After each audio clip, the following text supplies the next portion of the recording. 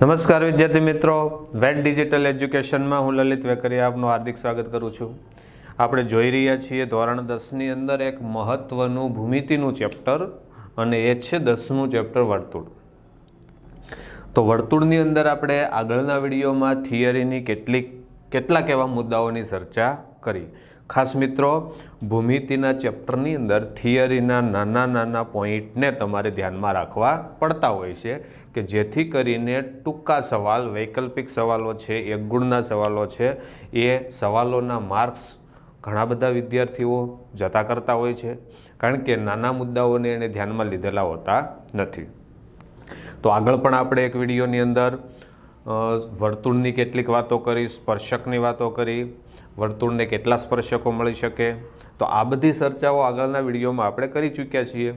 જો હજુ સુધી તમે એ વિડીયો ન જોયો હોય તો પ્લેલિસ્ટમાં જઈને જોઈ શકો છો અને બેલ આઇકોનને પ્રેસ કરો કે જેથી અમારા દ્વારા જે કાંઈ પ્રયત્નો કરી રહ્યા છીએ એ તમારા સુધી પહોંચાડી શકાય।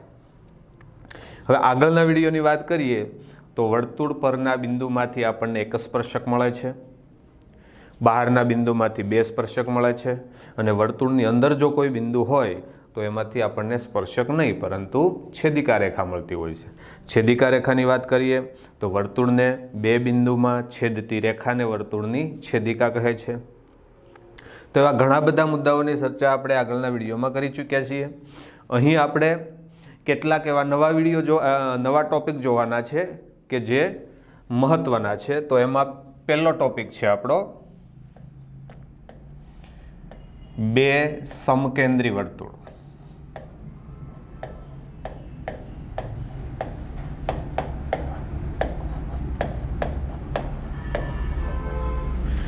હવે સમકેન્દ્રી વર્તુળ કોને કહીશું એ પહેલાં આપણે એકરૂપ વર્તુળ અને સમકેન્દ્રી વર્તુળ વચ્ચેનો તફાવત જોઈ લઈએ। હવે એકરૂપ વર્તુળ જે આપણે ધોરણ 9ની અંદર ભણી ગયા છીએ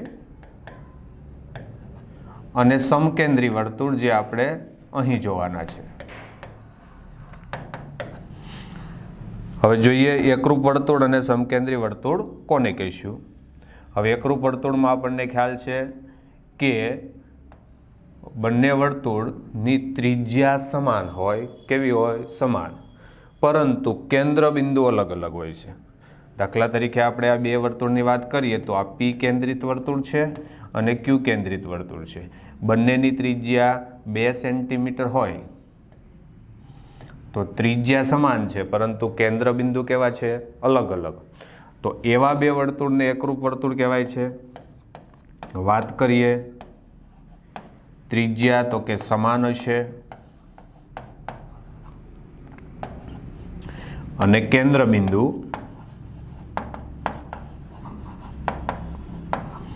તો એ અલગ હશે, એટલે કે જુદા જુદા હશે। અને સમકેન્દ્રી વર્તુળની વાત કરીએ મિત્રો તો સમકેન્દ્રી વર્તુળની અંદર કેન્દ્ર બિંદુ એક જ હોય છે પરંતુ ત્રિજ્યા એની અલગ અલગ હોય છે। તો આવા બે વર્તુળને આપણે સમકેન્દ્રી વર્તુળ કહીશું। એમાં જોઈ શકાય છે બંને વર્તુળનું કેન્દ્ર બિંદુ એક જ છે અને એ બિંદુ છે પી બિંદુ છે। હવે અંદરનો નાનો વર્તુળ છે તો એની ત્રિજ્યા અને બહારનો મોટો વર્તુળ છે તો આ એની ત્રિજ્યા થઈ। બંને વર્તુળની ત્રિજ્યાઓ અસમાન છે એટલે કે માપ એના અલગ અલગ છે, એટલા માટે સમકેન્દ્રી વર્તુળ છે। હવે તમે તુલના કરી જોઈએ તો આ વર્તુળની આપણે ત્રિજ્યાની વાત કરી તો ત્રિજ્યા કેવી છે? સમાન છે અને કેન્દ્ર બિંદુ કેવું છે? અલગ અલગ છે।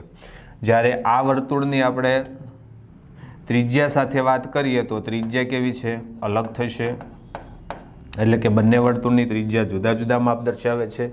જ્યારે કેન્દ્ર બિંદુની વાત કરીએ તો કેન્દ્ર બિંદુ છે એ સમાન દર્શાવે છે। કેવા બતાવે છે? સમાન।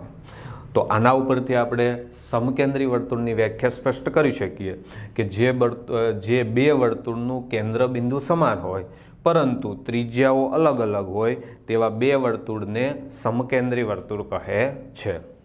પછી બીજી વાત સમકેન્દ્રી વર્તુળમાં આપણે જોઈએ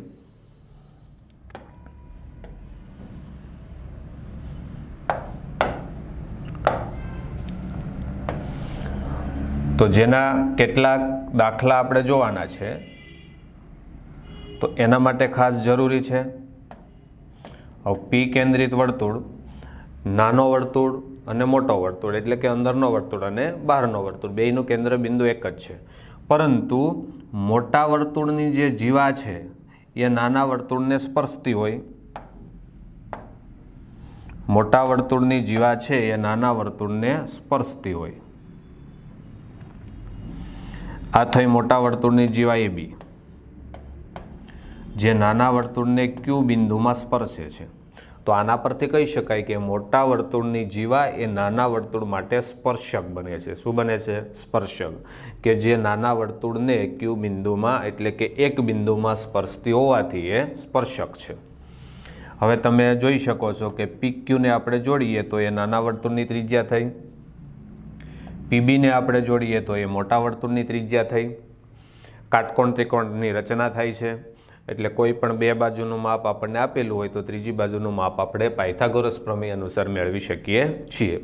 પછી બીજી વાત કરીએ તો ધોરણ 9ની અંદર આપણે પ્રમેય ભણી ગયા છીએ કે કેન્દ્રમાંથી દોરેલ લંબ જીવાને દુભાગે છે.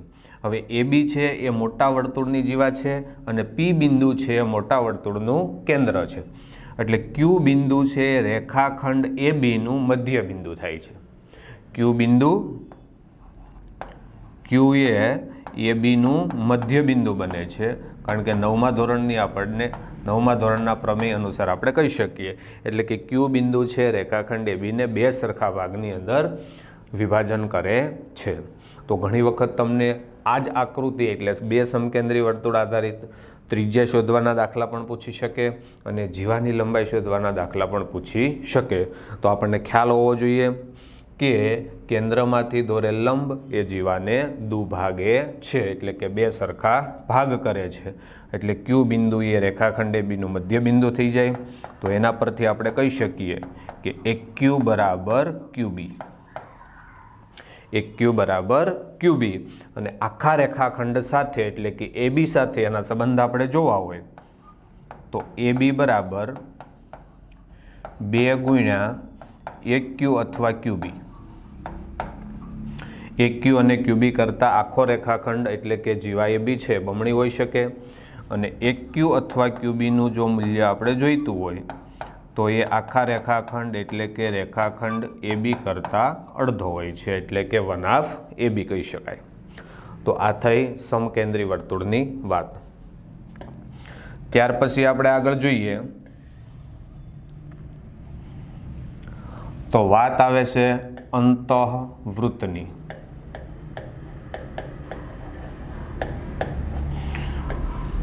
હવે અંતઃવૃત્ત આધારિત પણ ટૂંકા સવાલ અથવા તો 2 ગુણના દાખલા આપણને પૂછી શકે, અને એમાં ખાસ કાટકોણ ત્રિકોણની વાત છે કે કાટકોણ ત્રિકોણની ત્રણેય બાજુને અંદરથી સ્પર્શતો જો કોઈ વર્તુળ હોય, કાટકોણ ત્રિકોણને ત્રણેય બાજુથી અંદરથી સ્પર્શતો જો કોઈ વર્તુળ આપણને મળે, માની લો કે આપણો ત્રિકોણ એબીસી છે જે કાટકોણ ત્રિકોણ છે. હવે એને અંદરથી સ્પર્શતો જો કોઈ વર્તુળ મળે, ત્રણેય બાજુને સ્પર્શતો, આ રીતે વર્તુળ આપણે લઈ શકીએ કે જે રેખાખંડ એ બીને પી બિંદુમાં, રેખાખંડ બીસીને ક્યુ બિંદુમાં, રેખાખંડ એસીને આર બિંદુમાં સ્પર્શે છે. હવે કાટકોણ ત્રિકોણની અંદર આવેલો અંતઃવૃત્ત ના આધારે આપણે એ વર્તુળની ત્રિજ્યા શોધવી હોય તો ત્રિજ્યાનું સૂત્ર આપણને મળે છે ત્રિજ્યા બરાબર, પણ કયા વર્તુળની ત્રિજ્યા?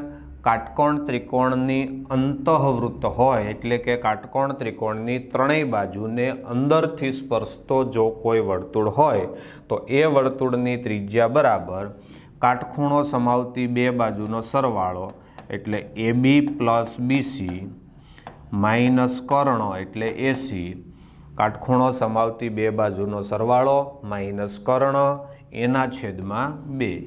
તો આ થઈ અંતઃ ત્રિજ્યા, જેને આપણે વર્તુળની અંતઃ ત્રિજ્યા તરીકે પણ ઓળખી શકીએ છીએ.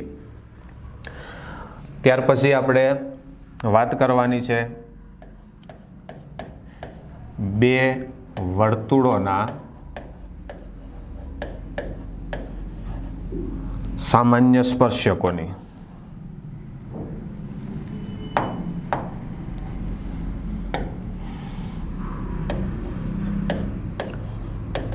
સામાન્ય સ્પર્શકો.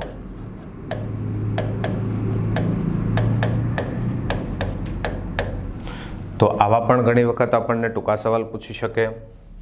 એમાં પહેલો વિકલ્પ આપણે લઈએ તો બે વર્તુળના સામાન્ય સ્પર્શકોની વાતમાં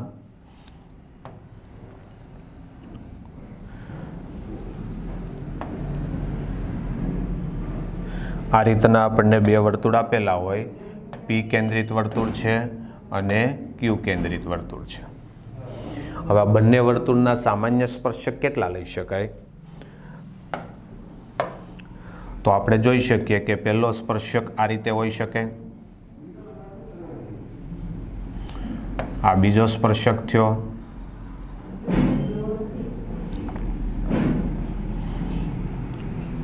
આ ત્રીજો સ્પર્શક લઈ શકાય,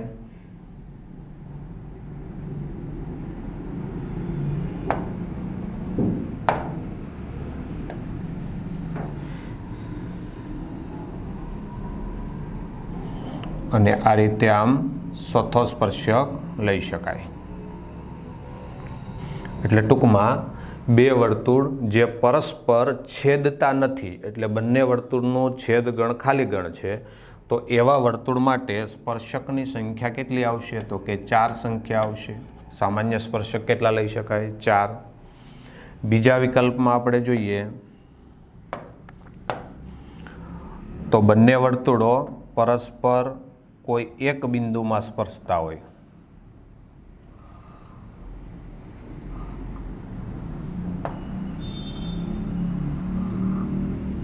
કેટલા બિંદુમાં સ્પર્શતા હોય? કોઈ એક બિંદુમાં.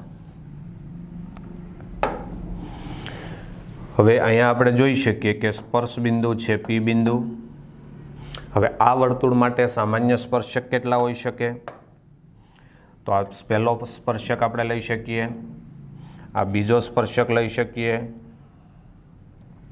અને આ રીતે આમ ત્રીજો સ્પર્શક લઈ શકીએ.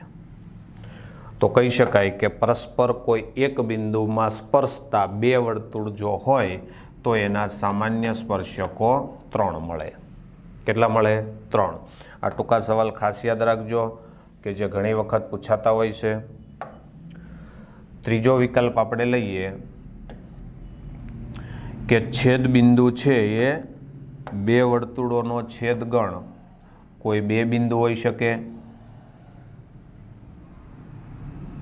આ રીતે કે જેના છેદ બિંદુની આપણે વાત કરીએ તો એ બિંદુ અને બી બિંદુ છે. હવે એના સામાન્ય સ્પર્શકની વાત કરીએ તો એક સ્પર્શક આ રીતે આપણે લઈ શકીએ, બીજો સ્પર્શક આ રીતે લઈ શકાય, ત્રીજો કોઈ સામાન્ય સ્પર્શક મળી શકતો નથી. તો અહીં સામાન્ય સ્પર્શકની વાત કરીએ તો કેટલા મળશે? 2 મળશે. ચોથા વિકલ્પની વાત કરીએ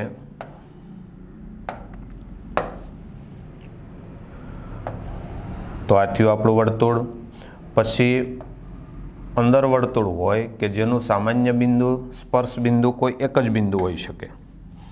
દાખલા તરીકે આ સ્પર્શક છે, આ સ્પર્શ બિંદુ છે એ. તો એના માટે સામાન્ય સ્પર્શક કેટલા લઈ શકાય? તો આપણે જોઈ શકીએ કે બંને બિંદુમાંથી સ્પર્શતું જો કોઈ સ્પર્શક લેવામાં આવે તો કેટલા મળે? 1 અને માત્ર 1 જ મળે છે. અને ત્યાર પછી પાંચમા વિકલ્પની વાત કરીએ તો અંદરનો વર્તુળ ચોથી આકૃતિ આધારિત જ આપણે આકૃતિ લઈ શકીએ, પરંતુ એ છેદતો નથી.